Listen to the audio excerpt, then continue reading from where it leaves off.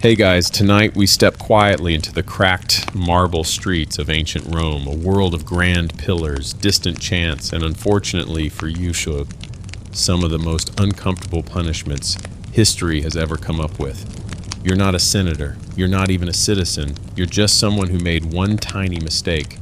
Maybe you dropped your ration of grain or looked at the wrong person during a temple procession. Either way, buckle up. Because justice here isn't about fairness, it's about theater. And spoiler alert, you probably won't survive this. So before you get comfortable, take a moment to like the video and subscribe, but only if you genuinely enjoy what I do here. Go ahead and post your location and local time in the comments. I love seeing where and when everyone's watching from. Now, dim the lights, maybe turn on a fan for that soft background hum, and let's ease into tonight's journey together. The first thing you notice in ancient Rome, besides the sheer volume of togas, is how obsessed everyone seems to be with order. And that obsession shows up most clearly in how they deal with people who break it. You might think you're safe. After all, you're just someone quietly making their way through the forum. But Rome has rules, lots of them, some logical, some not so much. You cross the wrong line and suddenly you're the star of a very public, very irreversible spectacle. Punishments here aren't whispered warnings. They're loud, messy, and weirdly creative. Like, we spent weeks building this custom bronze torture cow just for this one guy levels of creative. And no, I'm not making that one up. We'll get there. But even basic infractions came with a menu of disturbing options. For theft, you could be flogged, mutilated, enslaved, or sometimes just killed outright.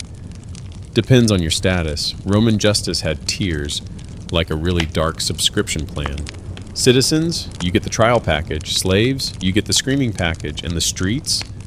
Oh, they're not just roads, they're theaters. A place where punishment isn't just administered, it's performed. You might be tied to a post in the middle of the marketplace and flogged while passers-by munch on figs. There's a sort of grim efficiency to it. You break the law and they make an example of you, on time, under budget, and usually with a cheering audience. And don't think your age gets you a pass. Children could be punished. Elders, too. If you lived in a Roman household and did something wrong, the paterfamilias, the male head of the household, had legal power of life and death over you. That's right, your dad could literally kill you, no questions asked. Imagine getting grounded and then permanently. Now here's the mainstream historical fact for tonight. Under Roman law, 12 tables governed public and private behavior. These were written down around 450 BCE, and they were the first attempt at codifying Rome's laws. Sounds civilized, right? Except one of those laws literally says, if someone sings or composes an incantation that causes harm, he shall be clubbed to death. So, maybe not the safest place for aspiring poets. And then there's the fringe tidbit. Some punishments weren't just physical. Romans believed in damnatio memoriae, the condemnation of memory. That meant erasing your name from every monument, every public inscription, even scraping your face off statues. You didn't just die, you were deleted, kind of like getting unfollowed by history. And here's the scholarly debate for this section. Some historians argue whether the brutality of Roman punishment was truly about deterrence, or more about control through spectacle. Was it justice, or was it theater? Was throwing someone to lions really about crime, or just giving the public something to gawk at between chariot races? Whatever the reason, you quickly realize that being a Roman criminal, or even being accused of being one, is a full sensory nightmare. The smells, burnt flesh, sweat, public latrines, and stale wine. The sounds, whips cracking, crowds jeering, and the steady hum of political unrest. And the worst part, you don't even get a defense lawyer. Unless you're very rich, in which case, congratulations. You'll probably get exiled instead of executed. We'll get to that later, too. You duck past a line of guards. Someone's being dragged by the hair toward a wooden platform. The crowd moves like waves, surging forward for a better view. There's a man dressed in ceremonial armor. He's not here to help. He's here to announce what's about to happen. And then, like clockwork, it happens. A punishment, swift and symbolic. Maybe a hand gets cut off. Maybe it's a flogging so severe the person won't stand again. You look away, but everyone else leans in. This isn't just a city, it's a machine, a living engine of order fueled by law, violence, and pride. And tonight, you're just a gear in it.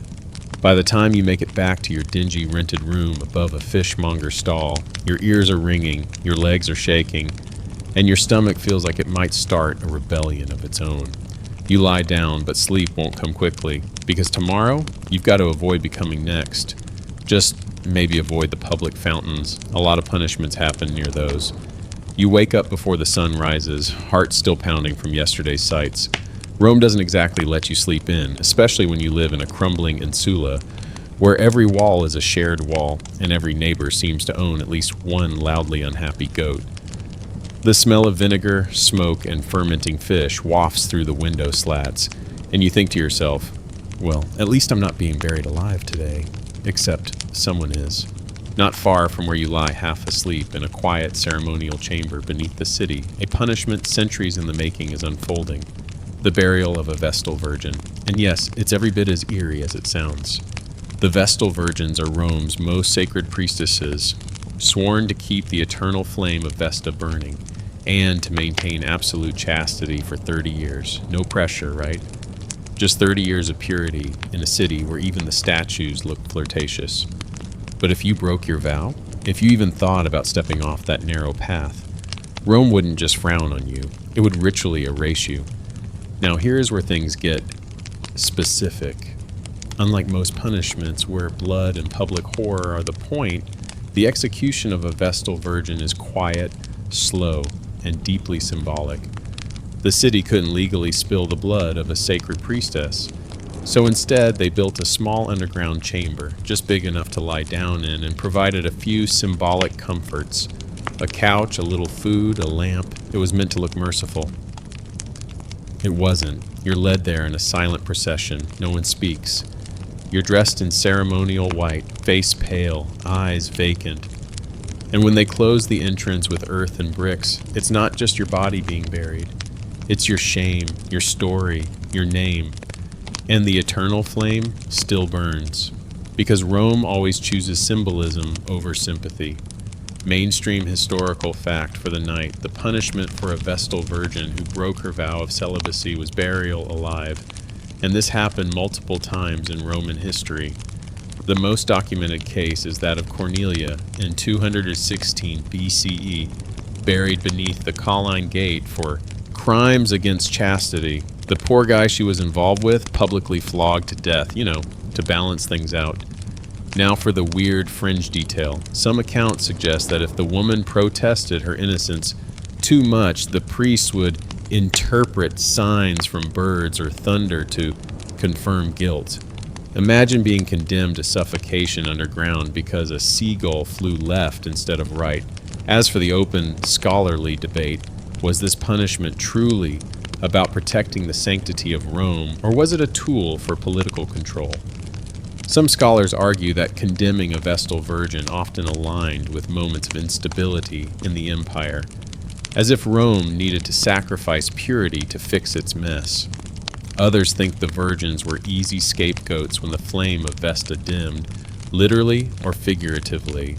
In a city where gods were treated like shareholders, even divine servants had to answer to angry mobs.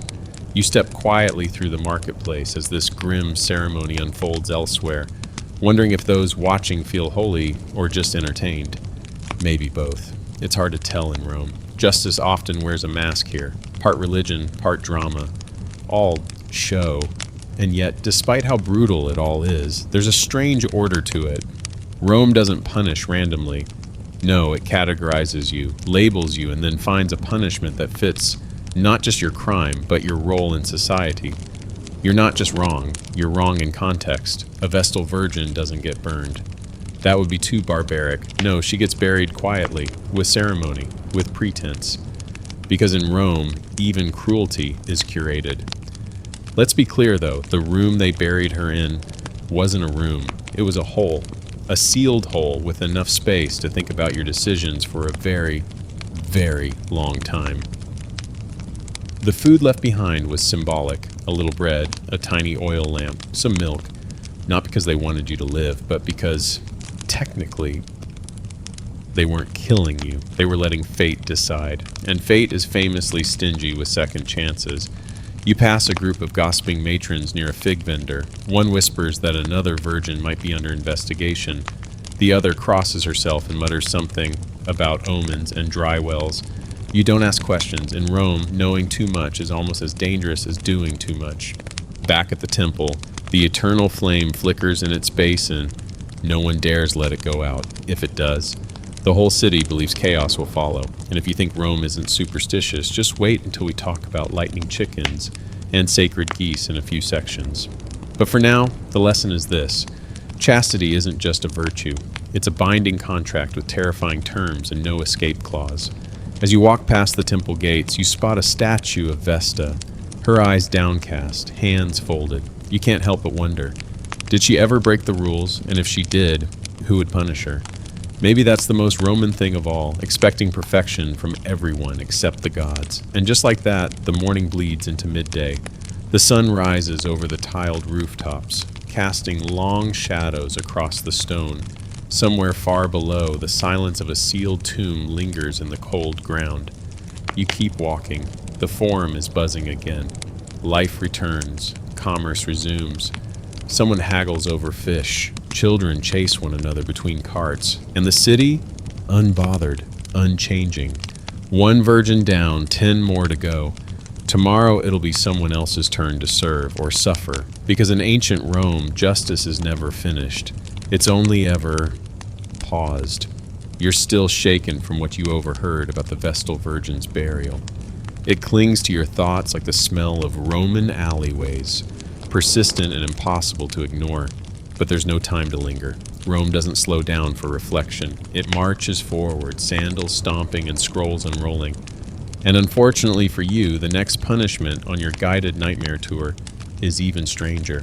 It's called Poena Culae, and it's exactly what it sounds like if Latin were a horror podcast. Let's set the scene. You've just murdered your father, or maybe they think you did. Either way, in Rome, this specific crime, parricide, wasn't just a betrayal of family. It was considered a betrayal of the universe's basic moral order. The gods hated it, the state hated it, even criminals who regularly stab people for wine money thought it was going too far. So how do you punish someone who does that? With a sack. A very special sack. First, you're beaten with rods until you're barely conscious, because why not start off strong? Then your legs and arms are bound so you can't fight back. You're dressed in coarse, humiliating clothing, usually a wolf skin or something designed to strip away dignity. But the pièce de résistance is what happens next. You're sewn into a leather sack along with 4 unwilling co-prisoners, a dog, a monkey, a rooster, and a snake. Yes, really. The logic? Each animal represents a different form of betrayal or madness. The dog, once man's loyal companion, now turned chaotic. The monkey, a symbol of mockery and disorder. The rooster, awake when it shouldn't be, seen as unnatural. And the snake, well, that one's self-explanatory. It's the universal symbol for deceit. Now imagine that. You're tangled in that sack, panic rising, the monkey clawing at your face, the dog howling and trying to bite, the snake slithering across your chest, and the rooster, well, it's just losing its mind in there. You're all alive, for now. Then you're thrown into the river. This wasn't just an execution, it was symbolic erasure. You weren't to be buried, you weren't to be remembered. The water took you, no grave, no mourning, just bubbling, thrashing chaos, and then silence. Mainstream historical fact time. Poena Culae was indeed practiced in ancient Rome for centuries. It first appeared in the late Republic and was officially written into law under Emperor Hadrian in the 2nd century CE.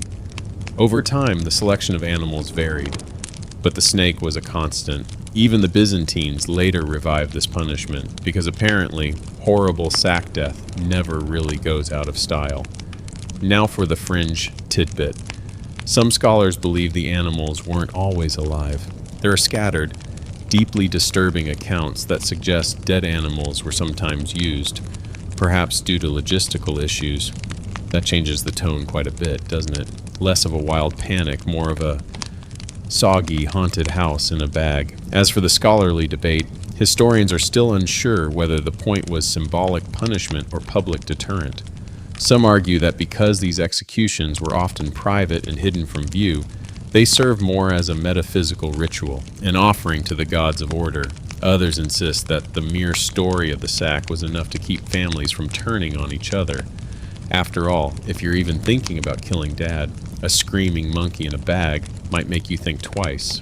You wander past the Tiber River now, watching it flow sluggish and wide, its surface disturbed only by the occasional barge or tossed amphora. Somewhere beneath, ancient sacks have long since rotted away, but the memory doesn't fade. You glance down at the water, half expecting to see the ghost of a parricide bob to the surface. But no, Rome wouldn't allow that. They were thorough. When you were thrown in, they made sure you stayed down. A group of boys are skipping rocks nearby. One of them chants a rhyme, something about a monkey and a snake. It's nursery material now. Generations of Romans growing up hearing bedtime stories about sacks full of judgment. You pass a statue of Jupiter looming above the forum. His hand is outstretched like he's about to hurl a lightning bolt. Or maybe just a rooster-filled bag. Honestly, it could go either way. There's a cart vendor selling sweet wine and stale bread, and you pause. Not because you're hungry, but because your legs feel weak. Rome doesn't just punish you physically, it gets in your head. The way it ritualizes crime turns punishment into legend. It makes your spine itch. You sit near a column etched with fading names and dates. Once someone was honored here. Now moss claims the marble. But the stories, they stay fresh. In a city built on memory and blood, forgetting is almost a crime. A few curious thoughts rise in your mind. Why those animals? Who decided the sack's lineup? And was there ever someone who escaped? Stories do float around about a young man who gnawed through the leather and survived, but scholars doubt it. Leather sacks aren't exactly chewable, especially when your head's being pecked by poultry. And here's the kicker. You didn't even need solid evidence to get poena culeaed. If the right people said the wrong thing about you, you were as good as bagged. The sack didn't wait for fairness. Rome believed in order, not second chances. You sigh, rising from your seat. The sun has shifted. Shadows fall differently now. You're headed toward the Subura next, one of Rome's more lively neighborhoods. Crowded, filthy, loud. A place where petty crimes flourish, and so do their consequences. As you pass through the winding alleys, the atmosphere changes. The rich part of town punishes with ritual. Here, justice is quicker, meaner, and less poetic. Someone's getting dragged by their tunic down a flight of steps. Someone else is shouting that their cousin was wrongly accused of theft and forced to fight a starving dog as punishment. You keep your eyes down. You don't want to get involved, but in the back of your mind, the sack lingers. You imagine the feeling of leather closing in, the weight of the animals pressing against your ribs, the panic, the breathlessness, the sudden plunge, the moment your lungs scream but no one hears. You shudder, because here's the truth no Roman inscription will ever admit. The point of poena culeae wasn't just to punish, it was to horrify. It was to make sure no one ever thought they could kill a parent and get away with it. It was a spectacle that didn't need an audience, because the story was the audience. And tonight, long after you drift off to sleep, the sack will still be there, in the shadows of history, sealed tight, waiting. You leave the alleys of the Subura behind, shoes coated in dust and a thin layer of street regret, and head toward one of the most haunting parts of Rome's justice system, something you thought you already knew everything about. But here, under the sharp Mediterranean sun, crucifixion is not a dusty page from a holy book. It's an everyday event, a practical announcement from the empire that says, don't, step, outside, office line. Because in ancient Rome, crucifixion isn't reserved for religious figures or spiritual metaphors. It's a punishment for rebels, thieves, runaway slaves, and anyone the state feels like making an example of. You could get crucified for stealing a loaf of bread if the magistrate was having a bad week, especially if you were a foreigner. or poor, or both. And the process, it's not quick. You reach the edge of the city where open land becomes execution ground. There's a row of vertical poles, some fresh, some old and splintering. A few of them are still occupied. The smell hits you before the sight does. Iron, sweat, rot. There's a faint buzzing in the air. Not from electricity, of course, just the flies, thousands of them. You see one man, barely alive, tied at the wrists, legs twisted at a strange angle. Another has already gone still, his head slumped forward, birds gathering in silent ceremony.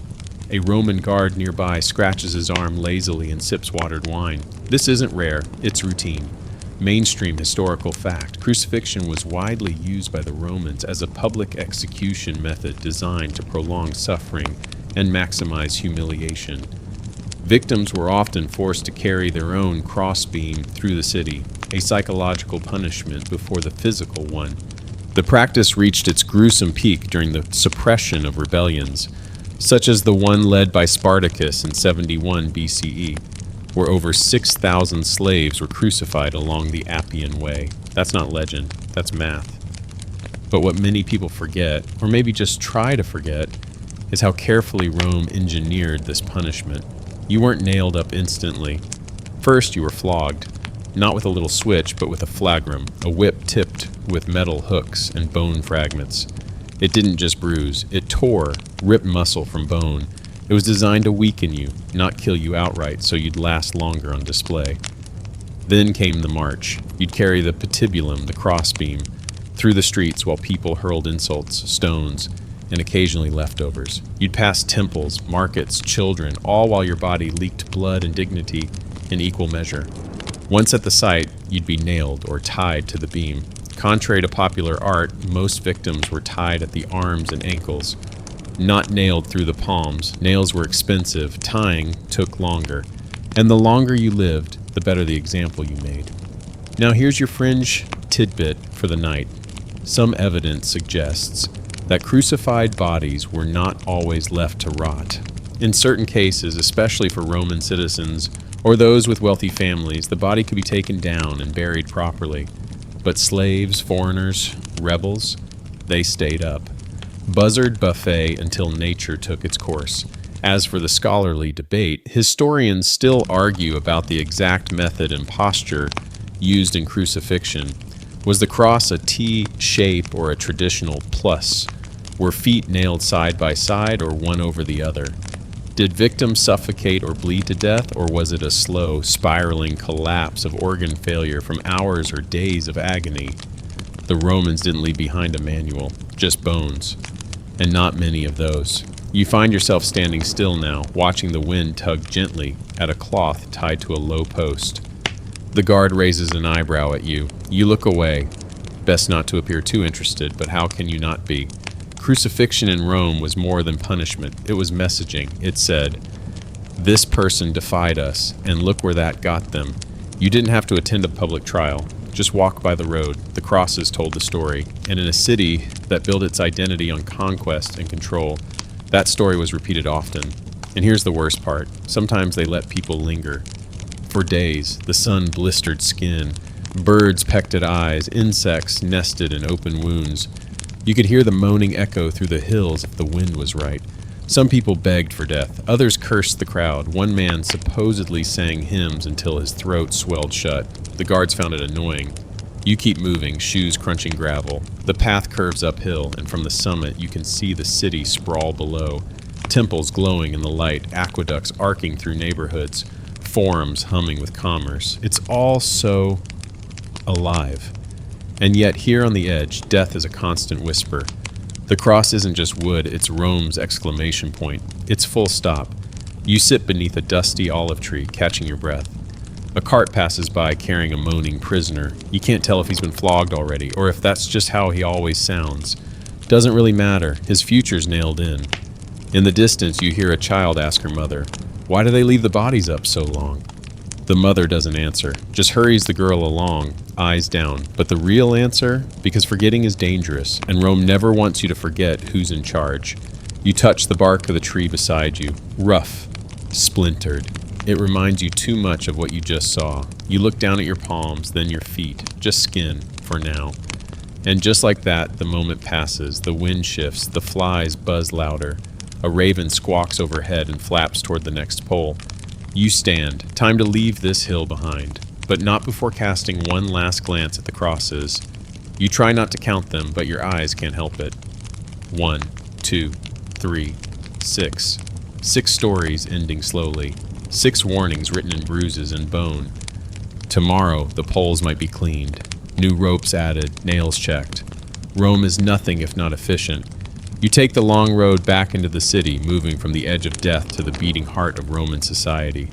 The noise returns, carts rattling over uneven stones, vendors shouting about dates and olives, musicians tooting on pipes that never quite sound in tune. It's almost cheerful. But you're not fooled, because just beneath the surface, Rome never stops punishing. Today's featured horror, execution by theater. Yes, theater. The same place you might expect to see a comedy or a drama with exaggerated masks and actors miming betrayal. But Rome, being Rome, found a way to make even entertainment a vehicle for public punishment. And if you think gladiators had it rough, wait until you hear about what they did to convicted criminals in full costume under dramatic lighting. You make your way toward one of the lesser amphitheaters. Not the Colosseum just yet, but a smaller venue where plays are performed during the ludi, or games. The crowd is already gathering. You squeeze through the bodies, trying not to bump anyone. The last thing you want is to spill someone's wine and get challenged to a duel, or worse, reported. Inside, the air buzzes with anticipation, not just for art, but for blood. You find a spot on a stone bench and settle in. A play is about to begin. Prometheus bound, or so someone says, but you've heard the whispers. This isn't the standard version. This one has a special guest star, a convicted murderer. And no, he's not acting, he's experiencing. Because in Rome's theatrical executions, condemned prisoners were often forced to play characters in plays that die at the end. Except instead of using props and clever effects, they just made the death real. Mainstream historical fact, these so-called fatal charades were a real part of Roman spectacle, particularly under emperors like Nero and Domitian. A criminal might be dressed as Orpheus and then actually torn apart by animals, or as Icarus, suspended with wax wings and dropped from a height, or, as in today's case, Prometheus, chained to a rock and pecked by a live eagle. Not metaphorically, literally. Yes, a live eagle. The audience gasps as the stage curtains part. There's no orchestra, just the sound of drums and the unsettling hush of a crowd trained to enjoy discomfort. The condemned man stumbles onto the stage, shackled, wearing a fake beard and soot-darkened robes. His expression is not one of performance, it's one of knowing. And the rock? It's real. The eagle? Also very real, kept hungry on purpose. The crowd cheers when it swoops in. It's trained, barely, and starts pecking at the man's abdomen. He screams. They applaud. Somewhere a poet takes notes. Maybe he'll turn this into a metaphor about hubris. But right now, it's just raw, unscripted agony. Fringe tidbit of the night, some records suggest that these performances were part of annual public festivals, where criminals were saved specifically to be executed theatrically. They were costumed, rehearsed, and sometimes even allowed to deliver dramatic lines, right before being mauled, burned, or sliced open for realism. Some emperors believed this kind of art elevated the punishment into something sacred. And the scholarly debate? Oh, it's a juicy one. Historians are torn over whether these executions were more about political control or mass distraction. Were they meant to reinforce Roman law, or simply to give the restless, wine-drenched crowd something grotesque to cheer for? Some scholars argue that it was Nero's insecurity, not his cruelty, that drove this kind of spectacle. Others say the audience itself demanded it, desensitized, addicted to adrenaline, needing a fresh shock every season like it was the Empire's version of reality TV. You shift in your seat, nauseated. The man on stage is silent now. The eagle stands over him, wings outstretched like a god of vengeance. A slave pulls the curtain closed. The drums stop. And just like that, the play is over. No encore, no applause. Just the murmurs of the crowd comparing this performance to last week's execution of a man dressed as Daedalus, who was reportedly shoved off a scaffold with fake wings.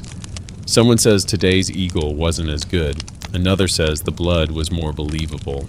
Someone else mentions there's a lion-themed one tomorrow. You leave the theater quietly. Back on the street, everything feels surreal. Did you just watch a man die in costume? Was that punishment, art, madness, or all three?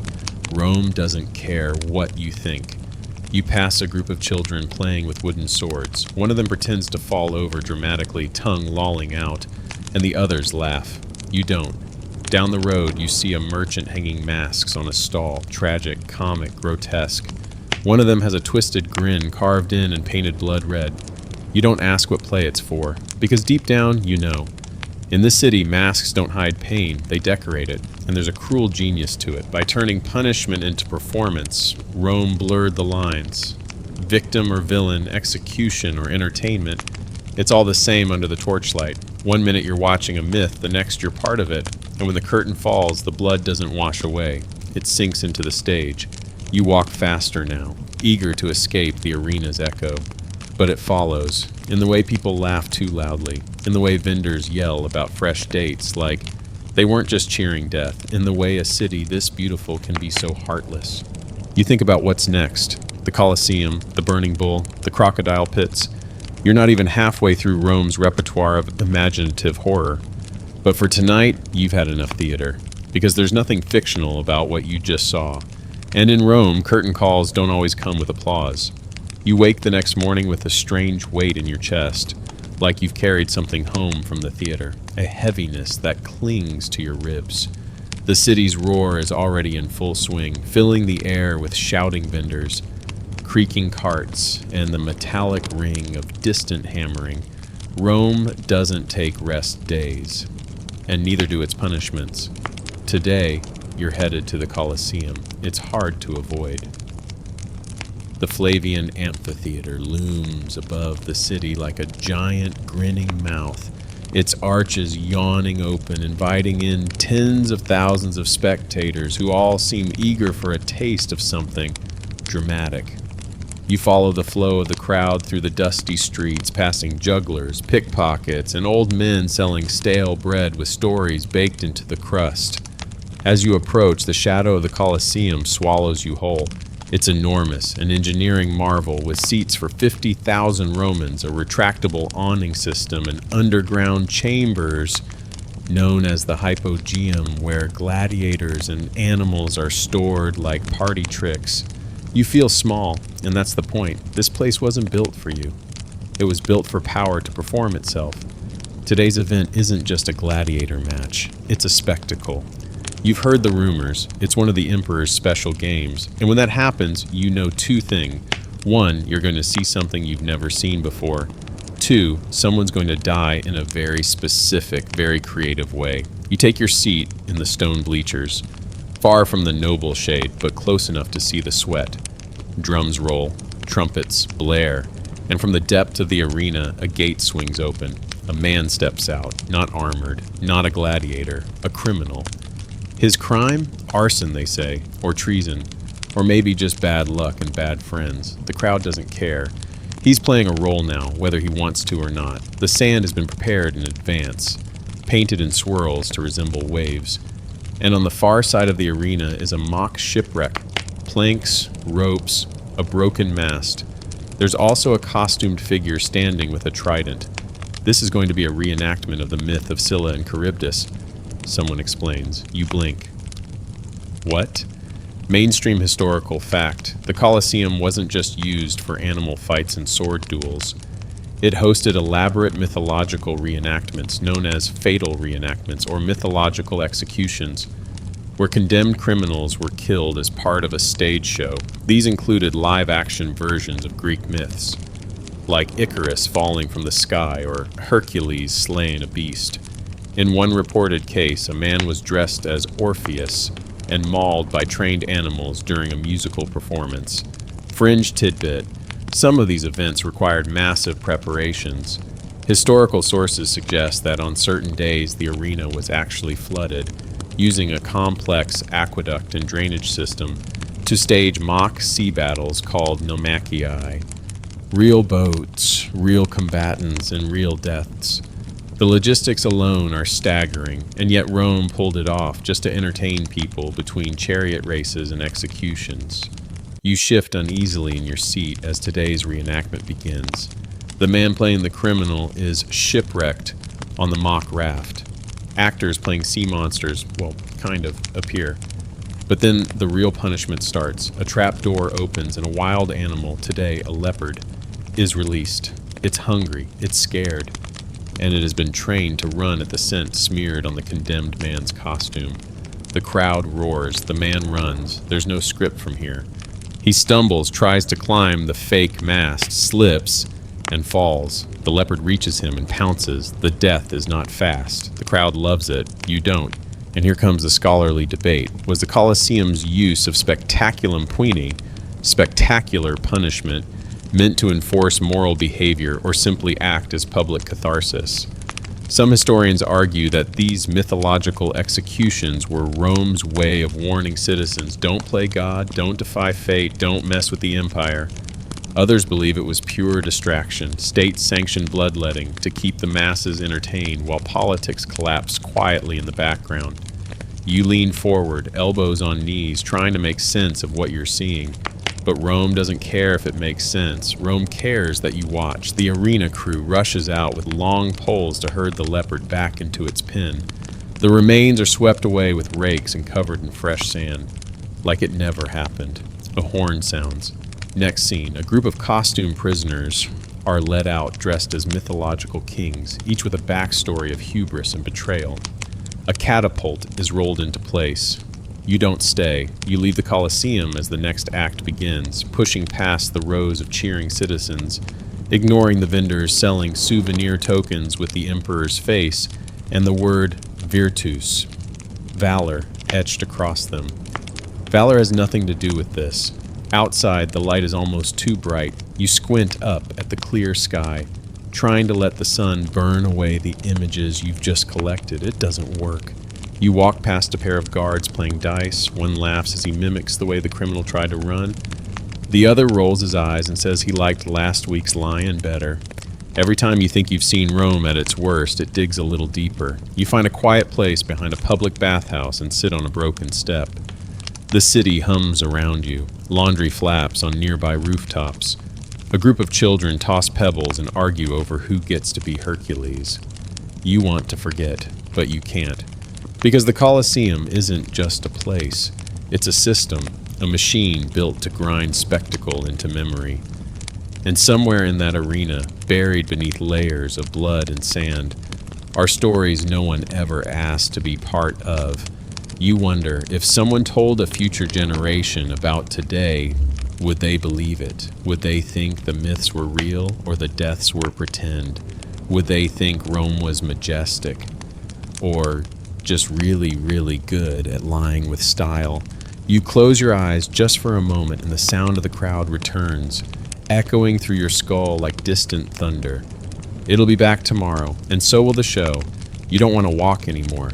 Every step through this city feels like a step deeper into something ancient and unrelenting. Like the stones beneath your sandals are whispering old sentences. But Rome doesn't wait for your feelings. You pass another arch, another marble statue of some stern-faced senator, and you realize something quietly terrifying. You haven't even seen the worst yet. Because now we talk about burning, and not the kind where someone just throws a torch at you and calls it a day. No, Rome had techniques, variations, styles. It wasn't just about destruction, it was about demonstration. Today's punishment? Being burned alive, but as always with a twist. You're walking toward the field known as the Campus Martius, where sometimes executions took place for more special types of criminals. On the way, a woman selling figs tells a boy to behave or he'll end up in the bull. He laughs, but you stop walking because you've heard about the bull.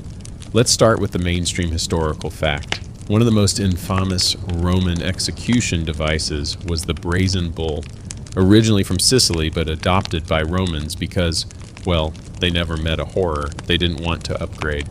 The victim would be placed inside a hollow bronze statue shaped like a bull. A fire would be lit beneath it. As the metal heated, the person inside would begin to roast alive. But here's the kicker. Tubes and pipes were engineered inside the bull's head to transform the screams into animal sounds. So to the crowd, it didn't sound like a human in agony. It sounded like a roaring bull. That's not poetic metaphor, that's architecture. You reach a plaza where an execution took place 2 days ago. You can still smell it, the faint ghost of charred meat, metal, and scorched olive oil. They tried to clean it up, but some things linger. A child pokes at the soot with a stick while his mother scolds him half-heartedly. You try to imagine what it was like inside that bronze bull. The heat, the darkness, the confusion of your own voice distorted through twisted pipes, the metal slowly cooking your skin while the crowd thinks it's all part of the show. And here's the fringe tidbit. According to some sources, the original inventor of the brazen bull, Parricide, was actually the first person roasted in it. Legend says he proudly presented it to a tyrant, who then decided to test the sound system using Parricide himself, because Rome and those it admired had a sense of poetic irony so sharp it could cut granite. You keep walking past the charred post where another kind of burning took place, because Rome didn't always go for bulls. Sometimes it was more straightforward. Criminals, especially arsonists, witches, or enemies of the state, might be tarred and lit. Human torches tied to posts meant to illuminate the night in a display of loyalty to order and vengeance. And yes, that brings us to Nero. He's not just a meme of fiddling while the city burns. Though to be fair, he probably didn't actually play the fiddle. That instrument wasn't invented yet, but he did famously punish early Christians by setting them ablaze in his gardens, using them as literal torches for his nighttime parties. This wasn't secret, it wasn't shameful, it was themed entertainment. Scholarly debate? Oh, there's plenty. Historians argue whether these fiery executions were truly legal punishments or just the product of imperial whim. Some believe they were rare, exaggerated by later chroniclers who hated Nero. Others think these burnings were widespread enough to serve as psychological warfare, like a message written in fire that said, "Don't mess with me or my marble statues." And again, Rome doesn't just do death, it does theatrical death. You stop at a small elevated shrine. It's a peaceful place. Flowers left on stone steps, a pigeon cooing from the arch above. But this, too, once bore witness to flames. You read the inscription carved into the slab below. The name is half erased, maybe on purpose, maybe time just got tired. You sit for a moment, bones aching, not from walking, but from knowing. How do you live in a city that lights its people like candles? How do you eat lunch after seeing someone turn into a torch? But people do. You watch a couple argue over olive prices nearby. A boy bites into a plum. Someone yawns. Life somehow just keeps happening. That's the Roman trick, really. Violence so frequent it blends into routine. You remember something else now. A story you overheard at the bathhouse. A man condemned to death had his mouth filled with molten lead. You don't even know if it's true. It doesn't matter. The rumor is enough. That's the thing with punishments here. The story outlives the flame. You get up, legs stiff, and move toward the river. Sometimes the water soothes your thoughts, but today it only reflects the orange of the late afternoon sun. You squint at the horizon and imagine what it would feel like to glow, not from warmth, but from combustion, from punishment. You think again about the bull, about the man inside it, his screams echoing through copper tubes sounding like an animal. The crowd laughing, a senator nodding in satisfaction, a slave fanning his master's face while ash floats in the air. You wonder what the man inside thought of in his final moments. Was it regret, or rage, or nothing at all? A breeze stirs your tunic. It smells like cooking fires and dry dust. Somewhere in the distance, a hawker calls out the price of boiled snails. Life resumes, because it always does. But that doesn't mean you forget. The bull, the torches, the burnt. Rome doesn't whisper its horrors. It sets them on fire and calls it a lesson. And you've learned plenty. You're beginning to notice a pattern. It's not just that Rome punishes people. Every society does that. It's that Rome does it loudly, proudly, as if cruelty were an art form and shame a civic responsibility. Today you find yourself stumbling into a different kind of punishment, Not one that breaks the body, but one that crushes the spirit. And somehow, it might be worse. Welcome to the humiliating world of public shaming. You're in the Forum Romanum, the civic heartbeat of the city. Temples on all sides, senators milling about like peacocks in dusty robes. There's a trial underway on the far side, but your attention is snagged by the small crowd forming around a raised stone platform, the rostra. Someone is standing up there, not a politician, not a poet, a criminal. Or at least someone declared one. Their tunic is shredded, their feet bare, their head covered with a sack made to look like a donkey. The crowd jeers. Someone throws a vegetable. Another yells a joke about goats and cousins that makes half the crowd laugh and the other half cringe. This is humiliation as punishment, Roman style. The person on the platform isn't being whipped. They're being mocked, paraded, and stripped of dignity, of identity, of any shred of status they once held. Mainstream historical fact. Public shaming was a formal tool in the Roman justice system. Offenses like adultery, perjury, or failing in one's civic duty could result in punishments like forced nudity, being paraded through the streets in ridiculous costumes, or even being displayed with signs declaring one's crimes. It wasn't always about physical harm. Sometimes just being seen was punishment enough. You edge closer and notice the criminal's sign. It's carved into a plank hanging from their neck. It reads, "I bore false witness against my neighbor." That's it, a lie, and now they're being pelted with spoiled fruit and finger-wagging. But what stings more than the apples is the mockery. Romans were trained in sarcasm, public speakers competed for cleverness, and here, humiliating someone creatively was considered an art form. You hear a boy shout, "Maybe you should lie that you're not ugly," and a dozen people erupt in laughter. Brutal, efficient, fringe tidbit of the day. According to some accounts, one particularly loathed tax collector was sentenced to stand naked in the forum while holding a scale filled with dung, a symbolic punishment for weighing others down with filth. He lasted less than an hour before he passed out. And yes, the scale was confiscated and reused. Sanitary standards were not high on the Roman checklist. You watch as a group of magistrates nearby glance at the scene, then return to their scrolls. This isn't an interruption of public life, it is public life. And the scholarly debate?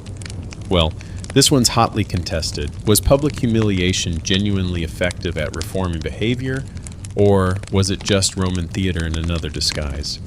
Some historians argue it acted as a social glue, reminding citizens of shared values and the dangers of straying. Others say it mostly served the powerful, ensuring that the lower classes performed their disgrace for upper-class amusement.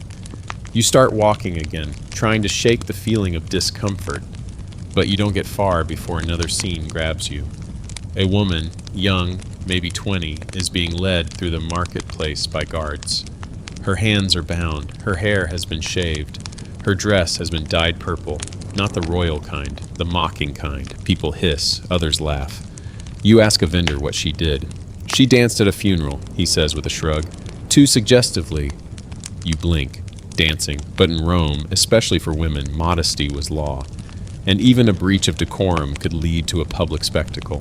In her case, she'll likely be forced to sit on the molla salsa, a cold stone in the temple of Vesta used as a seat of penance for unvirtuous women, if she's lucky. If not, she might be dragged into a mock marriage with a donkey as a metaphor for her lack of restraint. Yes, that happened, often enough to be mentioned in satirical poems. You pass another shaming platform, this one occupied by a former soldier. His armor has been taken, his sandals burned. A sign hangs from his neck that says, "Deserter, enemy of Rome." Kids are being encouraged to throw pebbles at his feet. One guard nudges him when he flinches, clearly disappointed. "Stand up straight," the guard mutters. "You're not dead yet." And there it is again. That line Rome never stops dancing on. Between punishment and performance. Between justice and theater. You find a place to sit near a column chipped with time.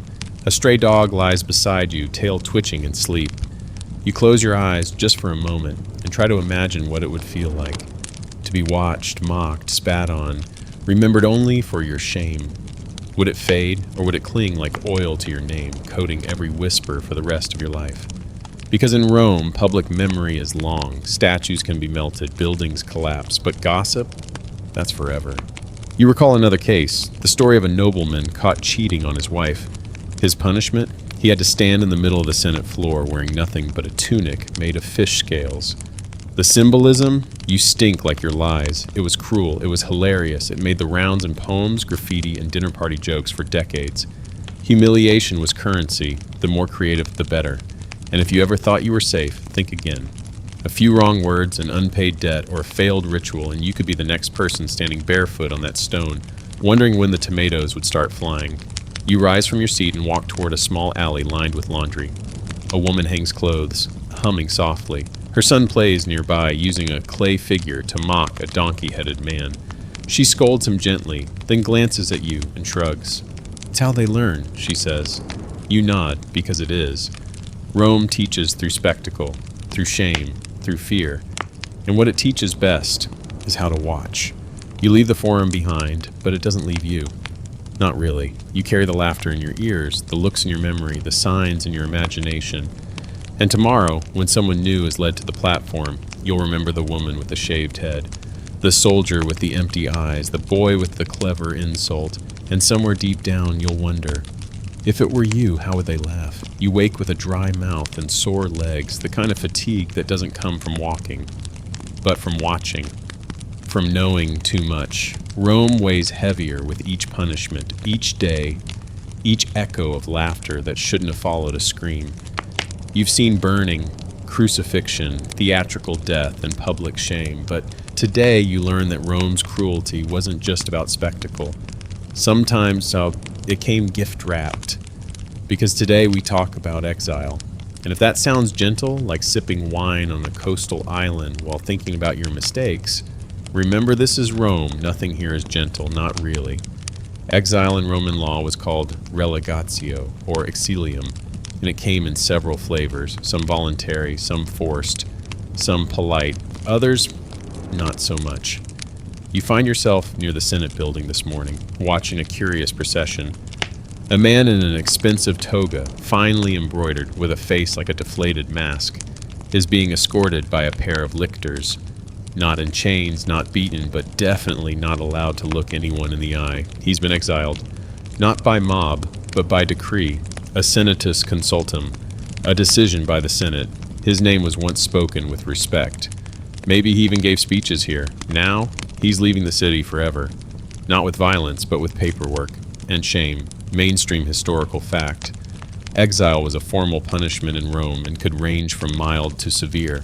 A citizen might be exiled for corruption, adultery, treason, or even just being politically inconvenient. There were different types, relegatio, temporary, or less serious, and deportatio, permanent, usually involving loss of citizenship and property. Think of it like getting kicked out of your friend group, your job, your house, and your country, all at once. You trail behind the exiled man from a distance, curious. He's not crying, he's not protesting. He just looks hollow, like someone scooped out the insides and left the outline behind. People step aside but don't speak. A few whisper. No one intervenes. Rome is good at watching people fall alone. He'll be sent to an island most likely, not one of the pretty ones. Not Capri, maybe Pontia, maybe Garros. Somewhere with rocks, wind, and not much else. He won't be tortured, not physically, but exile is a slow-motion kind of death. The kind that erodes your name. Here's the fringe tidbit. Some exiles were forbidden to write, yes, not just speak in public. They couldn't write letters, memoirs, or anything that might preserve their side of the story. It was as if Rome was saying, go away, and while you're at it, disappear. One senator, after being exiled, is said to have carved his final speech into the walls of a cave. It was never read. You pass a statue of Cicero and shake your head. He was exiled too, more than once. One day he was delivering orations. The next he was wandering the coast, praying someone would remember what he stood for. And here's the scholarly debate. Was exile meant to be merciful, spared from death? Or was it actually worse than execution? Some historians argue that for aristocrats, exile was the ultimate humiliation, stripped of your power, your voice, your audience. You weren't martyred, you were forgotten. Others believe exile was a political tool, a way for Rome to cleanse itself without the mess of blood. You stop at a public fountain. A slave is filling a jug. Another is sweeping dust off the street. You ask quietly what the man being exiled did. "Displease the emperor," the slave says without looking up. "That's all?" That's always enough. You continue walking. You're headed now toward the outskirts of the Aventine Hill, where some of the more fortunate exiles used to have their villas before they lost them. You pass a gated home. Its windows are shuttered. Ivy creeps along the marble. The garden is unkempt. A neighbor sees you staring and says, "He used to host the best parties. Now the dogs bark at his name." You glance down the street. You wonder where that man is now. Sitting on a rock, staring at the sea, maybe whispering the words he can no longer write. An exile wasn't just for politicians. Poets got it too. Ovid, for example, sent away by Augustus for writing something unapproved. What exactly? No one knows. He called it Carmen et Error, a poem and a mistake. Whatever it was, it cost him Rome. He spent the rest of his life in Tomis, on the Black Sea, writing sad verses to a city that never answered back. You visit a bookshop near the Temple of Mercury and spot a scroll of Ovid's Tristia. It's faded, but the words cut deep. "I see Rome in dreams and wake to wind." You buy the scroll because it feels important to carry someone's voice that was once erased. Later that day, you hear another story about a general who was exiled to a lush island, complete with staff, wine, and hunting grounds. People called it exile, but he called it retirement. So yes, Rome had its double standards. If you had friends in the right places, exile became an extended vacation. If not, it became a slow fade into nothingness. And sometimes, even from exile, Rome could still reach you. There's a legend about a man who was sent to a remote island for speaking against the emperor. Years later, when he was finally forgotten, a new official was posted nearby.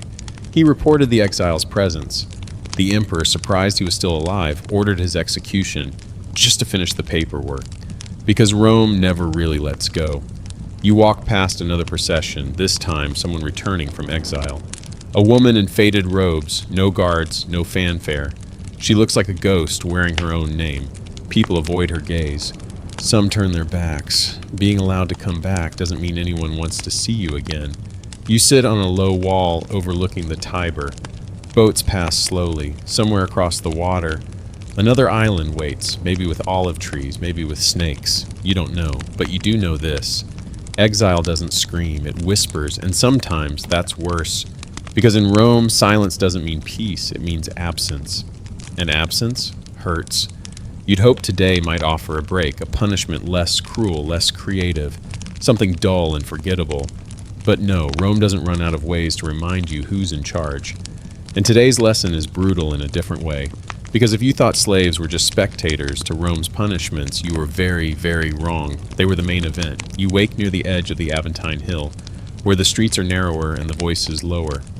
The villas here belong to Rome's upper class, those who dine on honeyed dormice and think moral decay is a poor man's problem.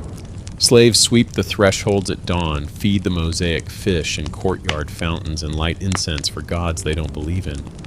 And if any of them make a mistake, it won't be whispered. It'll be displayed. You make your way down a curved road toward the ludus, the training ground for household slaves, and, more grimly, execution squads. There's talk today of a servant who spilled wine on his master's scroll, a small thing. A tiny splash, a smudge of ink that ruined the day's speeches. The punishment, execution, and not just him, every slave in the household. Mainstream historical fact, Roman law allowed for collective punishment of slaves. If one slave murdered or attempted to harm the master of the house, all the slaves in that household, regardless of guilt or involvement, could be executed. The most famous example occurred in 61 CE, when a Roman prefect named Pedanius Secundus was killed by one of his slaves. The Senate ordered the execution of all 400 of his slaves. Despite public outcry, the law stood, because in Rome, fear kept the machine running. You sit on a low wall near the ludus as the condemned are led out. Some are weeping, some are silent. Children are among them. A girl no older than 12 walks with her head down. A boy carries a stick he probably thinks he'll get to keep. One man clutches a coin between his fingers, his only treasure. No one is being dragged. They already know resistance would only make it worse. A small crowd watches, not jeering, not cheering, just observing. It's punishment as civic duty. You overhear a merchant mutter, "If we spare them, what message do we send?" Another replies that one slave's anger is all it takes. It's a strange logic, executing 400 people to prevent one future crime. Fringe tidbit: in some Roman homes, slaves were physically chained together at night, not because they were dangerous, but to discourage revolt by ensuring if one escaped or lashed out, all would be punished. One error meant shared destruction, a bond of fear stronger than any chain. Today's execution will be public, not in the Colosseum. This isn't a spectacle for nobles, but in the open square near the cattle market. Crude crosses have already been prepared. Others will be beaten, strangled, or simply stabbed. It's not uniform, it's just final. You walk beside the line of slaves for a while. No guards stop you. You're not important enough to threaten anything. You make eye contact with a young man, barefoot, nose broken, carrying a faded pouch. He doesn't flinch. He doesn't ask for help. He just nods. That might be the worst part. No one pleads because they know. Rome doesn't spare you. It instructs others through you. The scholarly debate around this is vicious. Some historians argue that these mass executions were legally protected but socially detested, that even ordinary Romans found them excessive, a stain on their so-called civilization. Others argue the opposite, that the fear they instilled was exactly what allowed Rome to flourish. After all, how do you rule millions of people with a few thousand soldiers? With example and silence. You reach the square just as the executions begin. You stand at a distance, far enough that the details blur, but not enough to miss the cries. The crowd watches in resigned stillness. A few turn away.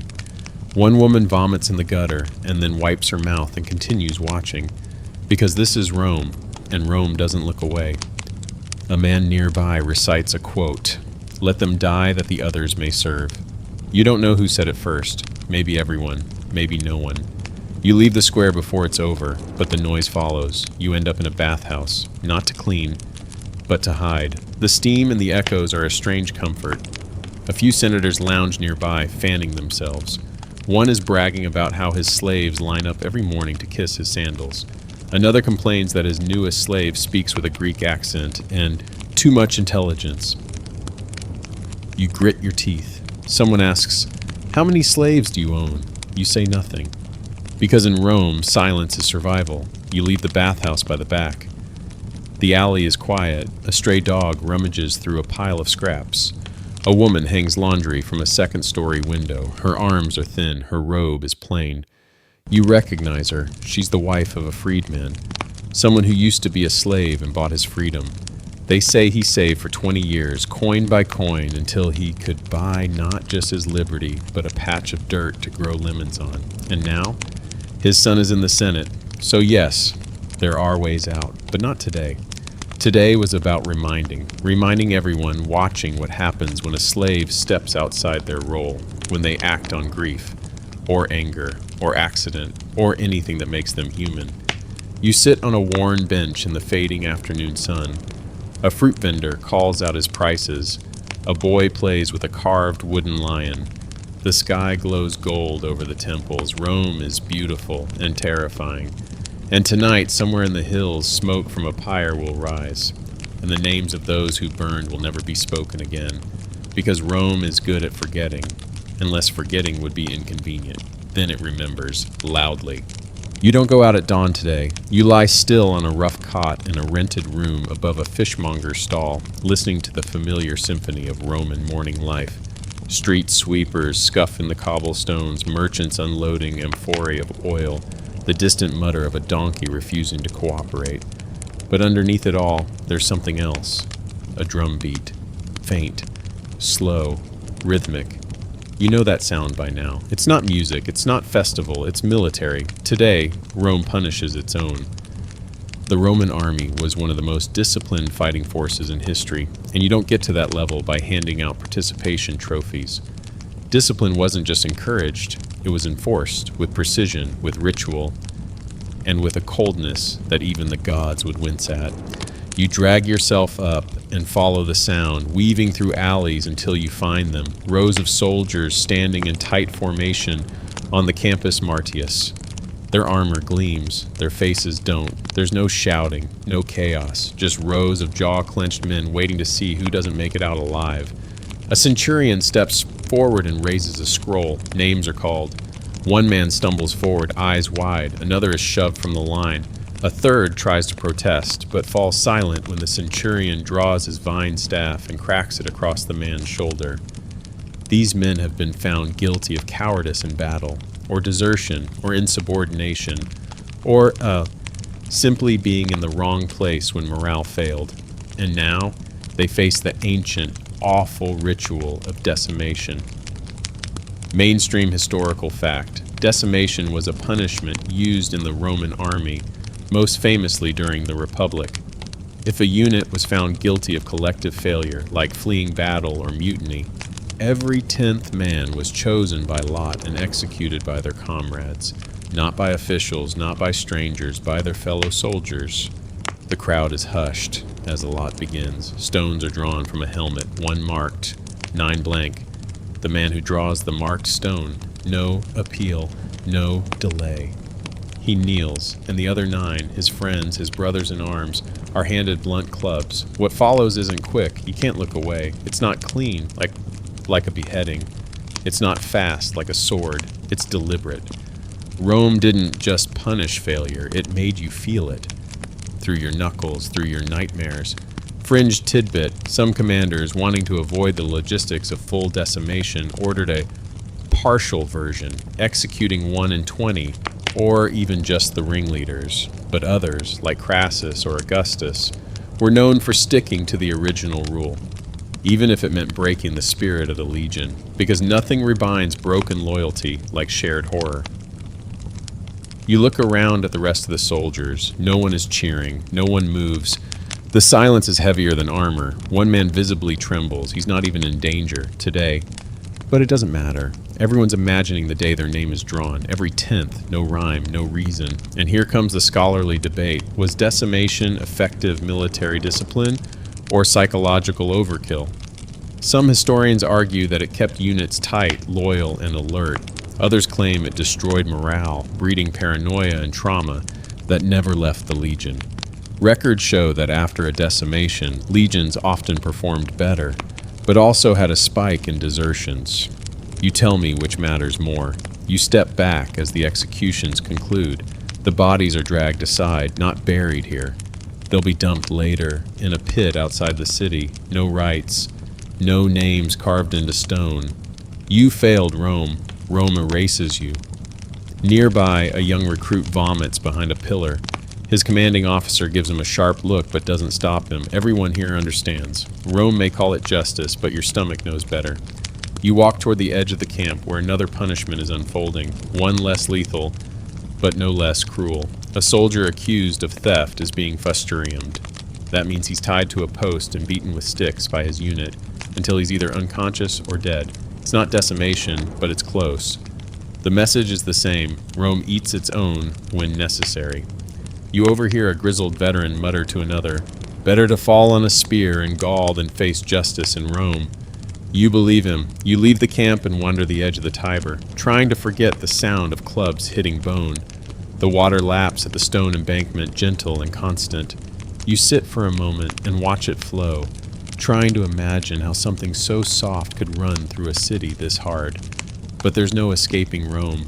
You pass a graffiti-covered wall where someone has scratched a joke. Mars gives us victory, but Saturn hands out the beatings. You almost laugh. Almost.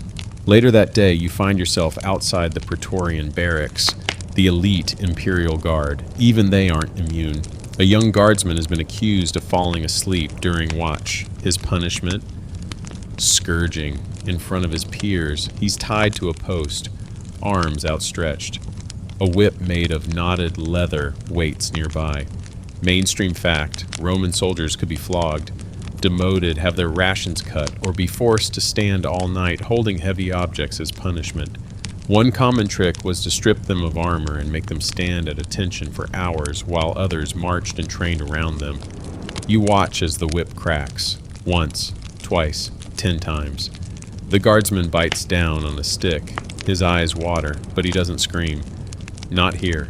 Not in front of his unit. That, too, would be a failure. When it's over, he's left bleeding into the dirt. No doctor rushes over. He gets no praise for enduring. Only silence.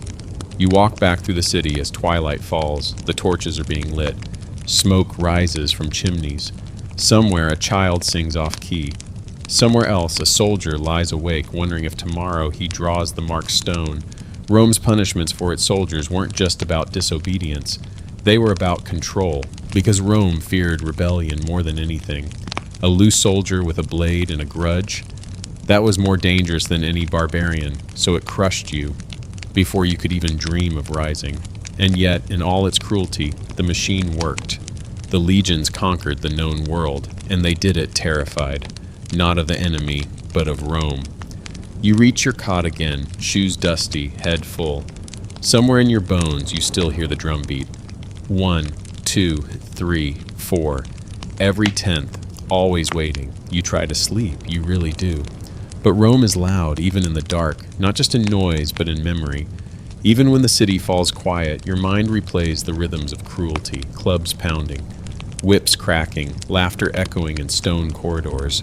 And this morning, it only gets stranger, because while the poor and the foreign and the enslaved bore the worst of Rome's punishment system, today you're headed into a different arena, the realm of the elite. That's right, even the rich weren't entirely immune. You wake before the sun and head toward the Palatine Hill, where the city's wealthiest citizens live above the chaos, literally. Their homes overlook the Forum like marble thrones, their courtyards shaded by imported cypress, their fountains gurgling like contented wine drinkers. It's easy to think these people were untouchable, but then Rome had its ways. You arrive at the villa of a former consul. His name's been scratched off the doorway lintel. That's never a good sign. Inside, the house is deserted, statues broken, mosaics chipped. It smells faintly of ash. You ask around and hear the rumor he was caught embezzling funds meant for temple restoration, not just stealing, but stealing from the gods. And in Rome, that's not just fraud, it's sacrilege. Mainstream historical fact, even the upper class in Rome could be punished, just not always in the same way as the common people. Executions of senators or patricians were rare, especially under the Republic.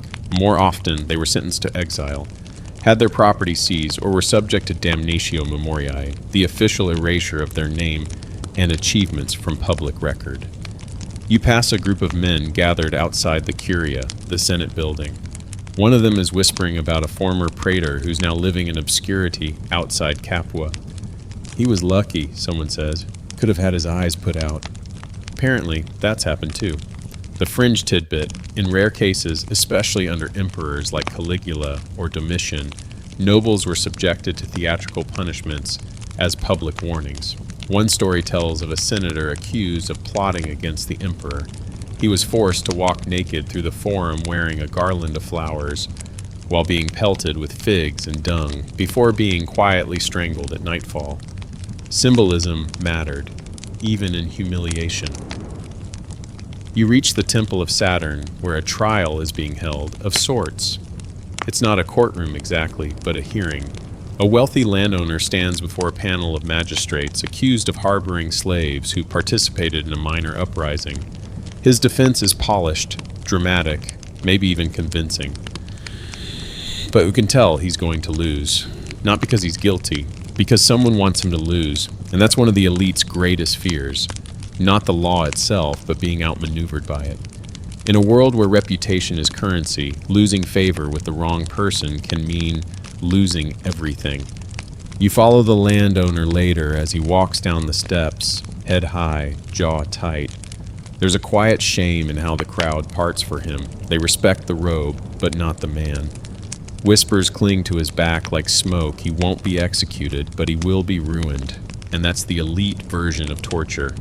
You learn something else, too, that Rome had a clever way of punishing the upper class without getting its hands dirty, forced suicide. Here's how it worked. If a nobleman was found guilty of treason or some other unforgivable crime, he might be given a choice. Be dragged through the streets, tortured, executed, or go home, run a bath, and end it yourself. neatly, quietly, with dignity. And here's the twist. If you chose suicide, your family kept your property, your children kept their status. You were erased, but they were spared. It was elegant, terrifying, efficient. The scholar Seneca, advisor to Nero, was himself forced into this kind of death. He opened his veins in a warm bath, surrounded by pupils who took notes on his final words. There's debate, of course, about whether he truly accepted it with stoic calm or was just another victim of an emperor's paranoia. Either way, the message was clear: die now or die publicly. Either way, you're finished. Scholarly debate swirls around this whole system. Was it justice? A way of holding everyone, regardless of wealth, accountable? Or was it just theater again? A pageant of punishment where even disgrace came dressed in expensive silk and rehearsed speeches. Some historians argue that the rich were never truly punished, only redecorated with different labels. Others claim the shame was worse than death for men obsessed with legacy. You walk past a marble column newly engraved with a dedication. It reads, "To the honor of Marcus Crispus, who served faithfully until he didn't." You smirk. A joke, a slip of the chisel, or a very public warning. Later in the afternoon, you wander through a villa garden once owned by a noble woman convicted of adultery. Her punishment? Exile, yes, but first she was forced to fund a public fountain out of her own fortune.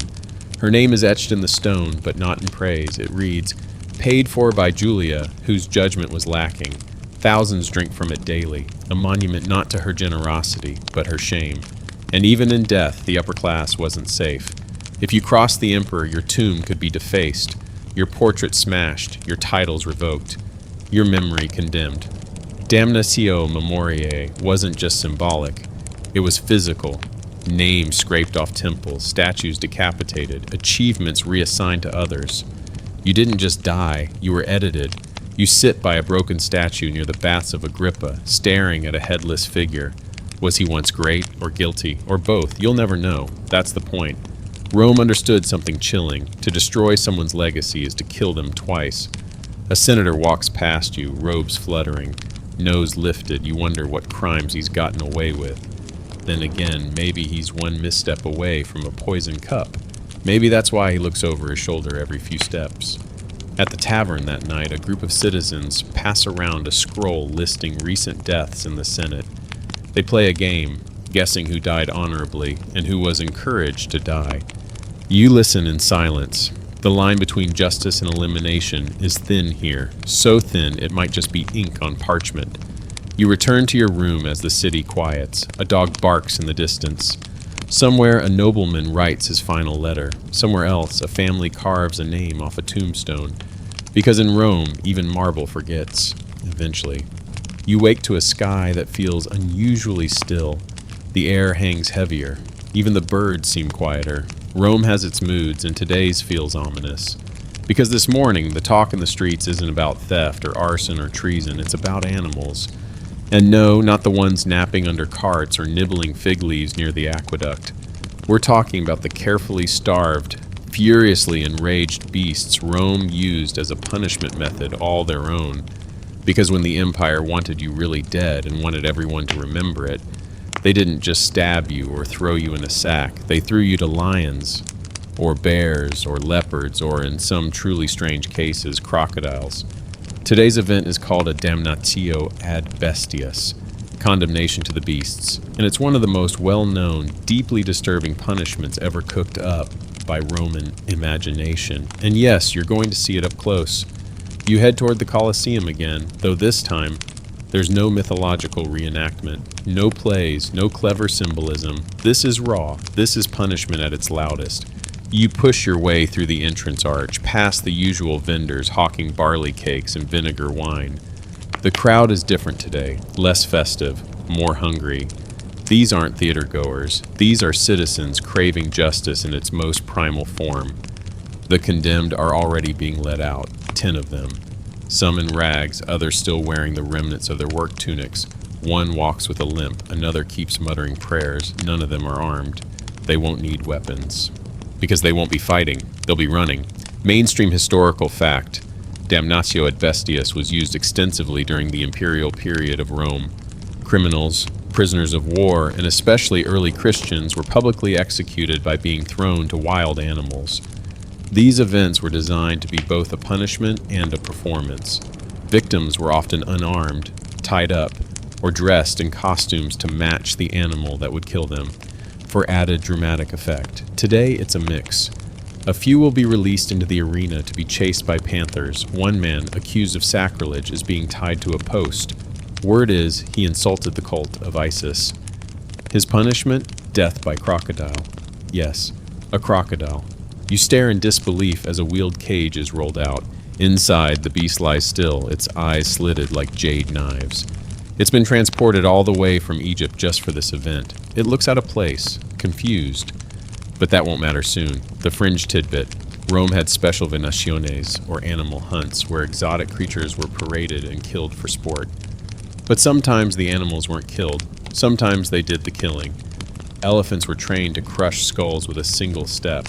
Rhinos to gore and toss bodies into the air. There's even mention of baboons being trained to tear off limbs. Whether all these accounts are true or exaggerated, well, hard to say. But the crocodile? Real, documented, and terrifying.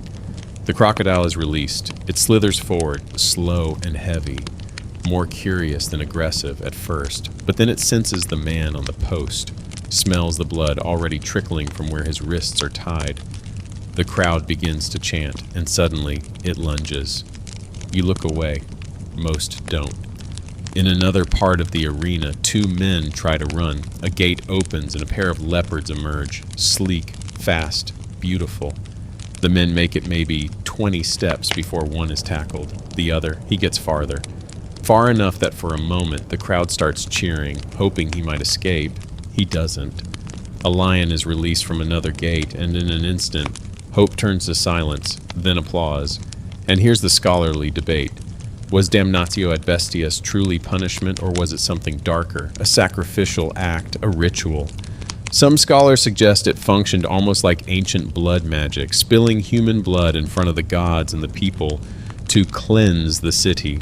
Others argue it was about dominance, proving Rome's control not just over people, but nature itself.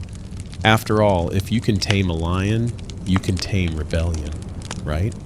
You wander away from the crowd. You've seen enough. But the sounds follow you, the roars, the screams, the sudden hush when a body stops moving. You pass a mural in a side corridor, old and faded. It depicts a man fighting a bear with a short sword, heroic, stylized, clean. The reality? Not even close. Later, in a small tavern off the Via Sacra, you hear two guards discussing the show. One laughs and says the lion slipped in the blood and almost fell. They thought that was the best part. The other brags that he once saw an ostrich used, not to kill, just to run around the arena and confuse the condemned. It pecked a man to death eventually. You sip your watered wine and say nothing, but deep down you realize something chilling. This wasn't just a way to kill people. It was a rehearsal, a dramatization of chaos, of fear, of everything Rome claimed to hold at bay. The beasts were nature, wildness, the unwashed world, and the victims, they were sacrifices, offerings to the city's illusion of control. Because in Rome, the greatest fear wasn't death, it was irrelevance. Being torn apart in front of 40,000 people was horrifying, but being forgotten? Unthinkable. And so the condemned screamed, and the beasts roared, and the crowd remembered. For a day, maybe two, until the next event, you return home late, ears ringing, stomach empty. And as you lie on your cot, staring at the cracked ceiling above, you can still hear the low growl of the leopard, still see the crocodile's slow, clumsy crawl, still feel the way the crowd leaned forward, not in horror, but in anticipation. Because here in Rome, death is entertainment, and the beasts, they're always hungry. You've seen enough blood to stain your dreams, enough bones broken, pride crushed, and dignity carved from screaming throats. But just when you think Rome has shown you all its tools of punishment, it shifts again, this time with whispers, incense, and eyes cast skyward. Because today's journey doesn't take you to a prison, a square, or a theater. It takes you to a temple, a sacred place, a dangerous place. Because today Rome punishes blasphemy, or anything that even smells like disrespecting the gods. You head toward the temple of Jupiter Optimus Maximus on the Capitoline Hill. It's one of the holiest sites in the empire. Grand columns, bronze doors, and smoke curling from sacrificial altars. Priests in white robes walk slowly through the courtyard, eyes down, lips murmuring prayers. A crowd is gathered near the steps. That's never a good sign. Someone has done something they shouldn't have. And the gods? They've noticed. You ease through the onlookers until you see him. A man, young, shaking, eyes wide with disbelief. His hands are tied with red rope, symbolic, of course. Everything here is symbolic. He's accused of entering the cella, the inner chamber of the temple, without permission. It doesn't matter why. It only matters that he did. Mainstream historical fact. In ancient Rome, religious violations were treated with deep seriousness. Temples were sacred spaces. Only certain people, priests, vestals, or high officials could enter the most sacred inner rooms. Violating these rules could lead to severe punishment, especially if the act was considered an offense against a specific deity. And Rome, being Rome, believed that anger from the gods could infect the whole city. Some transgressions were accidental, others political. Still others were just misunderstood, but when punishment came, it was thorough and terrifying. The young man is being held for questioning by the pontifices, Rome's high-ranking religious officials. One of them, an older man with sharp features and a voice like gravel, begins reading a ritual formula aloud. The crowd goes quiet. You hear phrases like sacrilegium, profanatio, and nefas, words that drip with danger. Rome didn't just believe in law. It believed in cosmic order. The Pax Deorum, the peace of the gods, had to be maintained. Break that peace and you risked plague, famine, invasion. The whole empire teetered on your mistake. The priest finished the formula and turned to the crowd. The punishment will be announced after a divinatory reading, in this case observing the behavior of sacred chickens. Yes, chickens. Here's your fringe tidbit. Roman augurs often used sacred animals, especially chickens, to interpret divine will. If the chickens ate greedily when food was dropped in front of them, it was a good omen. If they refused, or flew away, or just stood there like bored poultry, it meant trouble. A priest throws down grain. The chicken stares at it, pecks once, then walks away. The priest frowns. That's not good. The punishment will proceed. Here's the twist. Unlike other crimes, religious punishments often involve ritual humiliation, designed not only to cleanse the offender, but to apologize to the gods in front of everyone. The man will be stripped, painted in ash, dressed in a donkey's hide, and paraded through the forum. He'll be forced to carry a sacred broom used in temple cleansing and shout apologies at regular intervals. If the gods are satisfied, that will be the end. If not, he might be drowned. You hear someone behind you whisper that this is the second time this month someone's offended Jupiter. That can't be a coincidence. One older man mutters, "It's the Christians, I tell you." Another spits and makes the sign against evil. Because in Rome, religious violations don't exist in isolation. They ripple. They fester. They make people nervous. And when people get nervous, they get cruel. The scholarly debate, were these religious punishments about faith or control? Some argue that Rome truly believed in the power of divine wrath, that every ritual was a sincere attempt to maintain balance. Others say it was political theater, an easy way to silence dissenters, scapegoat minorities, or reinforce traditional power structures. After all, who questions a punishment when it's from the gods? Later that day, you find yourself at the temple of Vesta. The eternal flame is still burning. A young priestess tends it, gently shifting a piece of wood into place. Her movements are graceful, mechanical, careful. She knows what happens when things go wrong. You remember the Vestal Virgin from earlier, buried alive for breaking her vow. No blood, no fire, just cold, sealed darkness. Religion in Rome isn't gentle. It's structured, unforgiving. A system with rules so precise, so ancient, that even the gods are probably confused by now. You pass by a shrine to Janus, the god of doorways, of beginnings and endings. Two-faced, eternal. Someone has left an offering of honey and figs. A child tries to steal one. His mother slaps his hand and whispers, "Do you want to bring a curse on the house?" You wonder how many punishments begin just like that. At sunset, the procession begins. The accused is marched through the forum just as the priest said. His body is covered in ash. His feet are bare. His head is down. The donkey hide cloak hangs awkwardly around his shoulders. Every few steps, he says in a shaking voice, "Forgive me, Jupiter, for I knew not." Some people mock him. Others look away. A few cross themselves.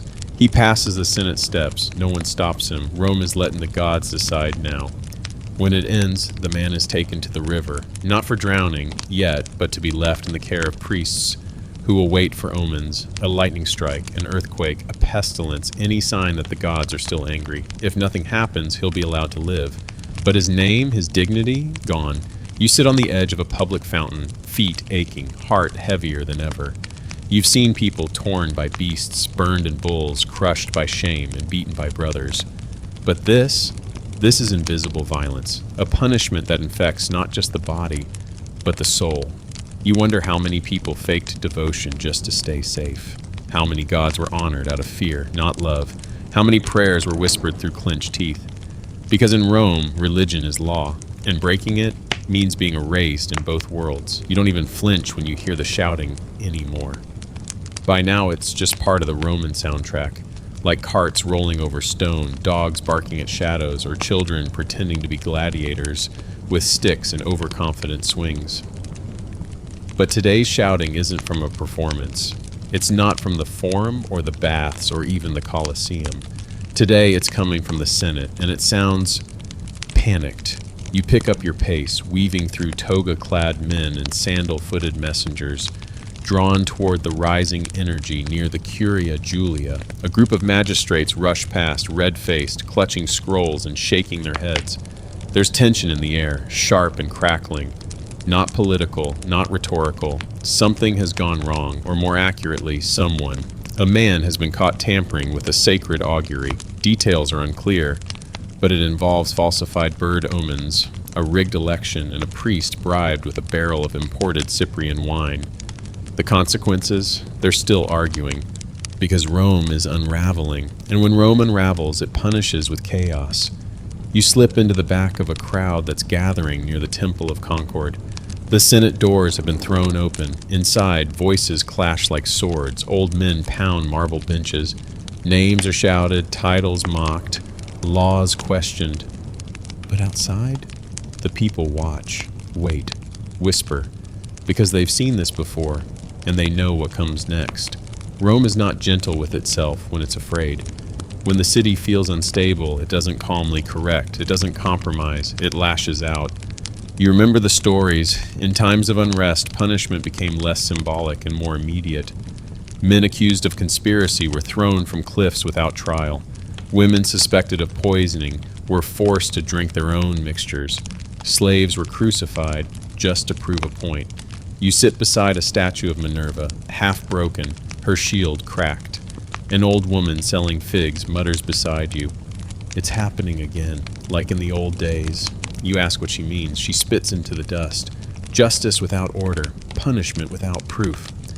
Mainstream historical fact, during the later periods of the Roman Empire, especially during transitions between emperors, Rome often descended into paranoia. Laws were suspended, trials became performances, and punishments? They became tools of political theater. Enemies were found conveniently. Crowds were fed a constant stream of executions to keep their attention away from the crumbling edges of power. The fringe tidbit? There's record of a senator during the reign of Commodus who was publicly executed because his dream was interpreted as rebellious. He dreamed of a lion eating the emperor. That was enough. He was beheaded within the hour. The scholarly debate. Some historians argue that Rome's justice system never fully collapsed. It simply morphed to fit the needs of power. Others insist that in its final days, punishment in Rome was less about justice and more about distraction. Keep the mobs entertained, keep the senators in fear, and the whole thing creaks along for a little longer. But you're seeing it now with your own eyes. The punishment is no longer about the person, it's about the crowd. The man accused of falsifying the omen is dragged out later that afternoon, not tried, not questioned. He's stripped, painted blue, why blue, who knows, and paraded through the forum with a crown of thorns and feathers stuck in his ears. It's absurd, and yet everyone watches, because absurdity, in times like these, feels like control. He's marched to the edge of the Capitoline Hill. Someone reads a charge. He tries to speak. A guard hits him with a rod. He falls, then they push him. One moment he's there, the next he's not. You don't see the landing. You don't want to. But you hear the quiet that follows, and it's worse than applause, because it means everyone accepted it. You wander through the darkening city, lost in thought. You pass the burned-out remains of a bakery. Someone wrote on the wall in charcoal, "Rome punishes faster than it breathes." You believe it, and the worst part, it's speeding up. You hear rumors of more trials coming, of new laws, of purges.